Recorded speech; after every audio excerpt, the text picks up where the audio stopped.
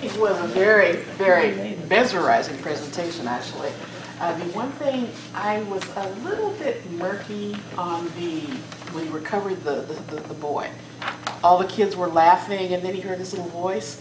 I kind of lost it. I still didn't quite get the connection of what made him identify that kid out of all the group.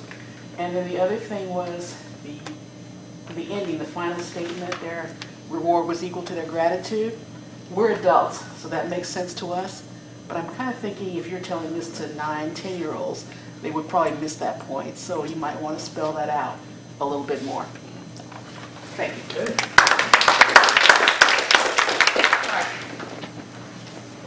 Carlos, first off, great giant voice. Love it.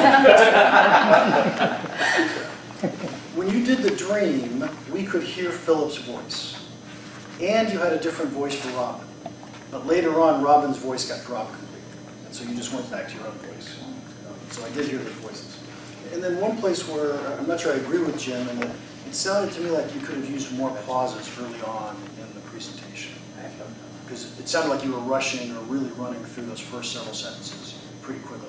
And I was looking forward to more pauses there. But overall, great job.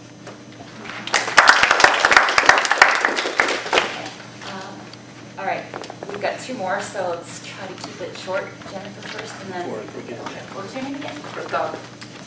I was just going to comment on the language, and maybe it came down to the accent thing you're talking about with Jim. The very beginning sounded very written folktale-ish, like you used kind of constructions that were sort of British in sense, and you were talking about County Cork and so on. So I caught on because I happen to be from that part of the world, my parents anyway. But it sounded like Old English, you know, oldie with an E. And then later on it didn't sound like that. And I don't know if that was on purpose or not, but when at the beginning I thought, well, that's interesting. I thought this might get annoying for 9 minutes. And then you didn't keep it up. So if it's annoying, you might just not use that tone of voice, or you might make it clear that the narrator talks like that, but the other people don't, or something like that, just to kind of keep the consistency of the tone and the language.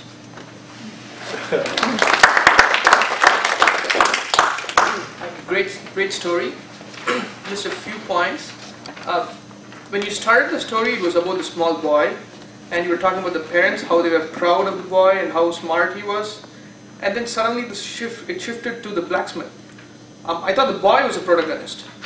But then after 1/3 of your speech was done, the protagonist became the blacksmith, the bad guy was a giant. I suggest you make the blacksmith the protagonist right from the beginning. And the other part was, I really enjoyed the story, but there were small parts where I didn't understand. The blacksmith gave the staff to the Jen, and why did the kids laugh for that? I didn't get why he laughed, but maybe you can give a good reason of why they were laughing. But otherwise, it was a great story. Great.